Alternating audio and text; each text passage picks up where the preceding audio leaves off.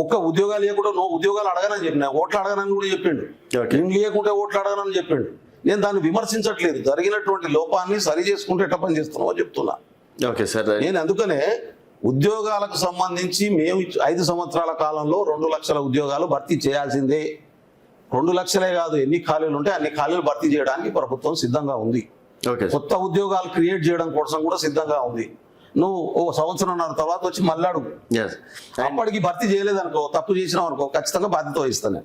తప్పు చేసినావు నంబర్ 1 అయిపోయింది. మీరు 2-3 ప్రశ్నలు అడిగి, రైతులకు సంబంధించినటువంటి ప్రశ్న, రైతులకు సంబంధించి రాష్ట్ర ప్రభుత్వం దగ్గర ఉన్నటువంటి ఆదాయ వనరుల ప్రకారం 2018 డిసెంబర్ 31వ తారీఖు నుంచి ఉన్నటువంటి కట్ ఆఫ్ డేట్ నుంచి ఎంతమంది ఉన్నారో 2 లక్షల లోపు ఉన్నటువంటి వాళ్ళందరికీ 25,000 కోట్ల చిల్లర అయింది. దానికి మాఫీ చేసినటువంటి పరిస్థితి.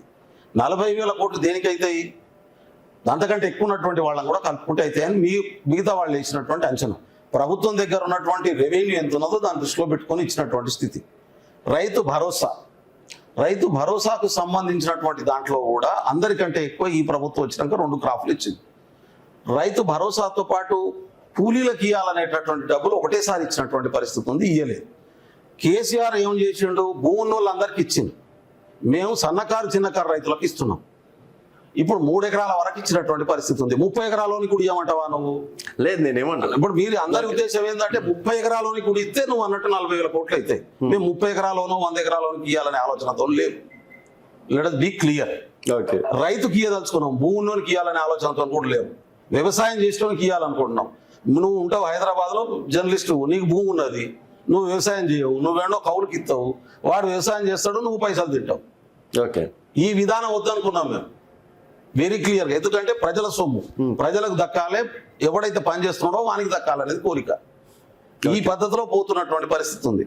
అందుకనే ఇంకేమైనా లోపాలు ఉంటే ఈ లోపం ఉందని చెప్పండి, ఆ లోపాన్ని సరి చేసుకోవడానికి సిద్ధపడతాం. ఇగో ఈ మీరు చేస్తున్న పనిలో ఈ లోపం ఉందన్న, ఈ లోపం వల్ల ఈ నష్టం జరుగుతుందని మీకు మా దృష్టి తీసుకురండి యాజ్ ఎ జర్నలిస్ట్ గా. Okay sir. అయితే కానీ ఆ పని చేయకుండా విమర్శించడం కోసం మీరు మాట్లాడారనుకో నేను సమాధానం చెప్తాను. ఇప్పుడు దాకా నేను వస్తున్నప్పుడు చిక్కడపల్లి దగ్గర నిరుద్యోగులు పెద్ద ఇష్యూ చేస్తున్నారు. 20,000 పోలీస్ నోటిఫికేషన్ ఇస్తే చాలా వరకు బాగుపడతారు, 5,000 నోటిఫికేషన్ ఇస్తామని రేవంత్ రెడ్డి గారు ఒక మీటింగ్ లో చెప్పినట్టు కూడా తెలుస్తుంది సార్. మరి కేవలం 5,000కే అది ఒక్కటి క్లారిటీ ఏమన్నా? మంచి ప్రశ్న. నిరుద్యోగులు 20,000 ఉద్యోగాలు ఖాళీ ఉంటే మొత్తం భర్తీ చేయాలని అడుగుతున్నారు. సివి ఆనంద్ గారు కూడా చెప్పారు. ఉంటే ఆ 20,000 భర్తీ చేయాలనే వాళ్ళ కోరిక, డిమాండ్ న్యాయమైంది. ఇవాళ ఎన్ని ఉంటే అన్ని భర్తీ చేయాలి. కానీ ప్రభుత్వం వెసులుబాటు కూడా చూసుకోవాలి. 20,000 ఉద్యోగాల్లో ఒకటేసారి భర్తీ చేస్తే ఇవాళ వాళ్ళందరికీ జీతాలు ఇవ్వగలిగిన పరిస్థితి ఉందా, లేకుంటే ఫేజ్ల వారికి ఇస్తామా? ముఖ్యమంత్రి గారు మీరు అన్నట్టు మొన్న 5,000 ఉద్యోగాలు భర్తీ చేస్తామని ఆల్రెడీ అనౌన్స్ చేసినట్టున్నది. ముఖ్యమంత్రి గారి దృష్టికి, ప్రభుత్వం దృష్టికి కూడా తీసుకెళ్లి మిగతాయి కూడా ఎంతవరకు చేయగలుగుతాము. ఇప్పుడు అడుగుతున్నారు కాబట్టి 20,000 ఉన్నాయి, 20,000 పూర్తిగా భర్తీ చేయాలంటున్నారు కాబట్టి అవి కూడా భర్తీ చేయడానికి ఉన్నటువంటి వెసులుబాటు. ఇమ్మీడియట్ గా చేయకుంటే 6 నెలలకు చేస్తామా, 8 నెలలకు చేస్తామా, అది కూడా ఒక షెడ్యూల్ ఇస్తే బాగుంటుందని నేను కూడా ఖచ్చితంగా వాళ్ళ తరపున, మీ అందరి తరపున గవర్నమెంట్ దృష్టికి తీసుకుపోయి అడుగుదాం. దాన్ని తప్పేం లేదు, అది న్యాయమైంది. అది అదే సార్, ఎందుకంటే చాలా వరకు జైల్లో అరెస్టులు చేసినటువంటి పరిస్థితి, ఆ రోడ్ మొత్తం పోలీసులతో నిండిపోయింది. అసలు తెలుసుకున్నాను ఇక్కడ law and order problem create అయితే law and order problem department చూసుకుంటుంది. నేనేమంటున్నా అంటే ఒక విషయాన్ని గుర్తుపెట్టుకోవాలి, ఈ ప్రభుత్వం అన్ని సమస్యలు విని పరిష్కరించడానికి సిద్ధంగా ఉన్నది. చాలామంది ఏం చేస్తున్నారంటే, ఒకలేమో కడుపు కాలి ఆవేదనతో ఉండేటోడు, ఆయన సమస్యను ఎక్కడ రిప్రజెంట్ చేయాలో తెలియక చేస్తున్న వాళ్ళు కొంతమంది ఉన్నారు. తెలిసి ఉద్దేశపూర్వకంగా రాజకీయాల కోసం చేసేవాళ్ళు ఒకవైపు ఉన్నారు. ఈ సమస్య ఉన్నటువంటి వాళ్ళని ఎక్స్ప్లాయిట్ చేసి పనిచేసేటటువంటి వాళ్ళు ఒకవైపు ఉన్నారు. సమస్య న్యాయమైంది, కానీ రైట్ ప్లాట్ఫామ్లో ఇన్ఫార్మ్ చేసి దాంతో మాట్లాడాల్సినటువంటి అవసరం ఉంది. నేను అంటున్నా ఏంటంటే, నిరుద్యోగులు ఏ మంత్రి దగ్గరికి పోయినా యాక్సెస్ ఉంటుంది. ఇక్కడ మంత్రులు కలవకుంటుంటారని నేను అనుకోవట్లేదు. ఒక మిగతా పెద్ద ముఖ్యమంత్రి, డిప్యూటీ సీఎం దగ్గరికి పోతే కొన్ని రిస్ట్రిక్షన్స్ ఉండొచ్చు, టైం తీసుకొని పోవాలని ఉండొచ్చు. కానీ మిగతా ఏ మంత్రి దగ్గరికి పోయినా మాకు ఈ సమస్య ఉంది, ఈ 20,000 నోటిఫికేషన్స్ను మీరు 20,000కు పెంచండి 5,000 నుంచి అనేటటువంటి రిప్రజెంటేషన్స్ ముందు ఇవ్వండి.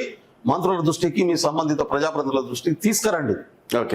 అది చేయకుండా రోడ్డు మీద పడితే అన్ని పరిష్కారం అవుతాయి అంటే కావు. అట్లా ఆ వెసులుబాటులో ఏమైనా ప్రాబ్లమ్స్ ఉంటే ప్రభుత్వం కూడా ఓపెన్గా చెప్తుంది. కూర్చుంటే కదా మనం మాట్లాడుకునే, అక్రాస్ ద టేబుల్ కూర్చొని మాట్లాడుకునే పరిస్థితి లేనప్పుడు కదా మనం ధర్నాకు పోవాల్సింది. అక్రాస్ ద టేబుల్ కూర్చోలేని పరిస్థితి ఇక్కడ ఉందంటే, ఇక్కడ లేదో చూపించి నేను వస్తా. Okay sir. పోదాం. ఇదైతే నిరుద్యోగులకైతే ఇది మెసేజ్ ఇస్తున్నారు కదా సార్. ఖచ్చితంగా మంత్రులు కలుస్తారు, మంత్రులు కలుస్తారు, ఎమ్మెల్యేలు కలుస్తారు, ఎంపీలు కలుస్తారు. నా దగ్గరికి వస్తే నేను కూడా కలుస్తా, లేదు నన్ను రమ్మంటే వస్తా, పోదాం. ఓకే. కానీ రాజకీయ పార్టీల ప్రయోజనాల కోసం నిరుద్యోగ సమస్యను రాజకీయ పార్టీల నిరుద్యోగులు వాళ్ళ భర్తీలు ఫుల్అప్ చేసుకునే ప్రయత్నం చేయడం కోసం మిమ్మల్ని వాడుకునే ట్రాప్లో మీరు పడవద్దని కోరుతున్నాను. Okay sir. అండ్ ఈ మధ్య కాలంలో సార్ మీనాక్షి నటరాజన్ గారి ఇష్యూ, అక్కడ బీజేపీ ఏమో కాంగ్రెస్ వాళ్ళు లీక్ చేశారని చెప్పేసి వాళ్ళు చెప్తున్నారు, కాంగ్రెస్ వాళ్ళు ఏమో బీజేపీ ఓట్ చోరీ చేసింది, ఇన్ని రోజులు ఓట్ చోరీ చేసింది అని చెప్పేసి కాంగ్రెస్ విమర్శలు. ఏం జరిగింది సార్ అసలు? అంటే ఇప్పుడు మధ్యప్రదేశ్లో 230 అసెంబ్లీ సీట్లు ఉన్నాయి, 3 పార్లమెంట్ సీట్లకు రాజ్యసభ సీట్లకి ఎన్నికలు జరుగుతూ ఉన్నాయి. కాంగ్రెస్ పార్టీకి 64 మంది ఎమ్మెల్యేలు, ఒక ఎంపీ గెలవడానికి 58 మంది ఎమ్మెల్యేలు కావాలి. అక్కడ బీజేపీ పార్టీకి 2 ఎంపీలు గెలవగలిగినంత బలం ఉంది. బీజేపీ పార్టీ 3 పెట్టింది.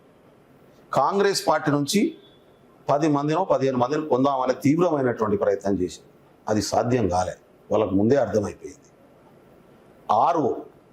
అరవింద్ కుమార్ అనేటటువంటి ప్రమోట్ ఐఏఎస్ ఆఫీసర్ను ఆర్ఓగా పెట్టి, అంతకుముందు కూడా ఆయన 26 మంది ఎమ్మెల్యేలు పోయినప్పుడు వాళ్ళకి సహకరించినటువంటి వ్యక్తుల్లో ఉన్నాడు. ఆయన ఆర్ఓగా పెట్టి లేని కేసు డిస్క్వాలిఫై చేయించడం కోసం వాడుకున్నటువంటి పరిస్థితి ఉంది. ఇన్ఫర్మేషన్ ఎవరు ఇచ్చిర్రు, లెటర్ ఎవరు ఇచ్చిర్రు, ఇటువైపు చర్చ మళ్ళిస్తుంది బీజేపీ ఆర్ఎస్ఎస్. అసలు ఆర్ఓ తప్పు చేసిండు, ఆర్ఓ మీద ఒత్తిడి. ఆ ఆర్ఓను ఉమెన్ సింగార్ అని మా సిఎల్పి లీడర్ అడిగిండు, ఓపెన్గానే ఆయన మీటింగ్లో చెప్పిండు, मेरा भी परिवार है,